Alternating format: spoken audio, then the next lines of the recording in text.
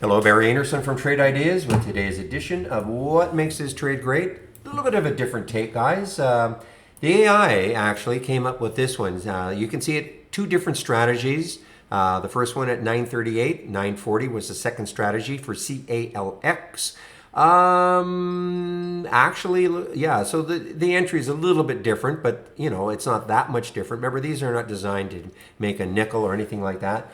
What's interesting about this one, though, also, is though it's an earnings play. So I'd be watching this one tomorrow to see if it has second day continuation or third or fourth day continuation on earnings. It is in position in lifetime range. It's not that far. Let me just get onto a daily chart, see if we can find where the lifetime high is. Let me back this out. So yeah, so you know the lifetime high is up.